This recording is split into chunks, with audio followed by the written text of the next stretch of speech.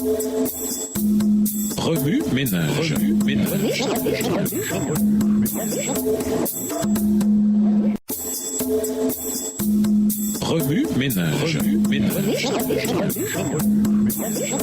Bienvenue dans votre émission. Remue ménage. Nous voilà à la leçon de mardi. Investiguer. Lisons 2 Samuel le chapitre 11, 1 Thessaloniciens 4 les versets 3 à 7 et Hébreux 4 les versets 14 à 16. 2 Samuel 11. L'année suivante, au temps où les rois se mettaient campagne, David envoya Joab avec ses serviteurs et tout Israël pour détruire les fils d'Ammon et pour assiéger Rabba, mais David resta à Jérusalem. Un soir, David se leva de sa couche et comme il se promenait sur le toit de la maison royale, il aperçut de là une femme qui se baignait et qui était très belle de figure. David fit demander qui était cette femme et on lui dit, n'est-ce pas Bathsheba, fille d'Eliam, femme d'Uri le Héthien? Et David envoya des gens pour la chercher. Elle vint vers lui et il coucha avec elle. Après s'être purifiée de sa souillure, elle retourna dans sa maison. Cette femme devint enceinte et elle fit dire à David, je suis enceinte. Verset 6. Alors David expédia cet ordre à Joab. Envoie-moi Uri le Héthien. Et Joab envoya Uri à David. Uri se rendit auprès de David, qu'il interrogea sur l'état de Joab, sur l'état du peuple et sur l'état de la guerre. Puis David dit à Uri, descends dans ta maison et lave tes pieds. Uri sortit de la maison royale et fut suivi d'un présent du roi. Mais Uri se coucha à la porte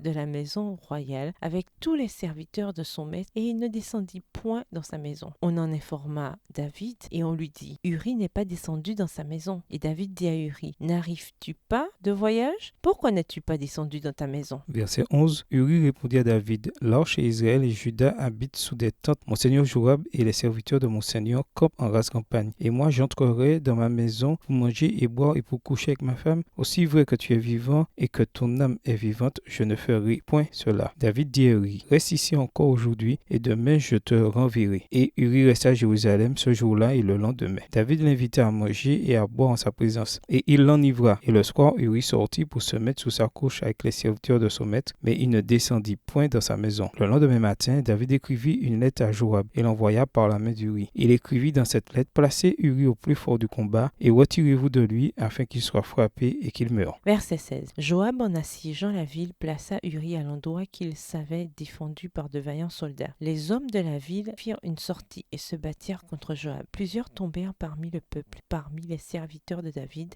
et Uri le Héthien fut aussi tué. Joab envoya un messager pour faire rapport à David de tout ce qui s'était passé dans le combat. Il donna cet ordre au messager. Quand tu auras achevé de raconter au roi tous les détails du combat, peut-être se mettra-t-il en fureur et te dira-t-il, pourquoi vous êtes-vous approché de la ville pour combattre? Ne savez-vous pas qu'on lance des traits du haut de la muraille? Verset 21. Qui a tué Abimelech, fils de Jéru-Beshep? N'est-ce pas une femme qui lança sur lui du haut de la muraille un morceau de meule de moulin et n'en est-il pas mort à Thébès? Pourquoi vous êtes-vous approché de la muraille? Alors tu diras, ton serviteur Uri le Héthien est mort aussi. Le messager partit et à son arrivée il fit rapport à David de tout ce que Joab lui avait ordonné. Le messager dit à David, ces gens ont eu sur nous l'avantage. Ils avaient fait une sortie contre nous dans les champs et nous les avons repoussés jusqu'à l'entrée de la porte. Les archers ont tiré du haut de la muraille sur tes serviteurs et plusieurs des serviteurs d'Uri ont été tués et ton serviteur Uri le Héthien est mort aussi. David dit au messager, voici ce que tu diras à Joab. Ne sois point peiné de cette affaire car l'épée dévore tantôt l'un, tantôt l'autre. Attaque vigoureusement la ville et renverse-la. Et toi, encourage-le. Verset 26. La femme d'Uri apprit que son mari était mort et elle pleura son mari. Quand le deuil fut passé, David l'envoya chercher et la recueillit dans sa maison. Elle devint sa femme et lui enfanta un fils. Ce que David avait fait déplut à l'Éternel. 1 Thessaloniciens 4, versets 3 à 7. Ce que Dieu veut, c'est votre sanctification. C'est que vous vous absteniez de l'impudicité. C'est que chacun de vous sache posséder son corps dans la sainteté et l'honnêteté, sans vous livrer à une convoitise passionnée comme font les païens qui ne connaissent pas Dieu. C'est que personne n'use envers son frère de fraude et de cupidité dans les affaires parce que le Seigneur tire vengeance de toutes ces choses, comme nous vous l'avons déjà dit et attesté, car Dieu ne nous a pas appelés à l'impureté, mais à la sanctification. Hébreux 4, les versets 14 à 16. Ainsi, puisque nous avons un grand souverain sacrificateur qui a traversé les cieux, Jésus le Fils de Dieu, demeurons fermes dans la foi que nous professons, car nous n'avons pas un souverain sacrificateur qui ne puisse compatir à nos faiblesses. Au contraire, il a été tenté tenté comme nous en toutes choses sans commettre de péché. Approchons-nous donc avec assurance trône de la grâce afin d'obtenir miséricorde et de trouver grâce pour être secourus dans nos besoins. Ménage, quelle relation ces versets ont-ils avec le passage principal? Quels autres versets ou promesses vous viennent à l'esprit en rapport avec 1 Corinthiens, le chapitre 7? Au revoir. Et à demain si Dieu veut.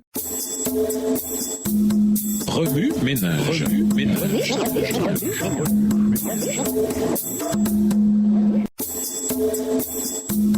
Remue ménage. Remue ménage.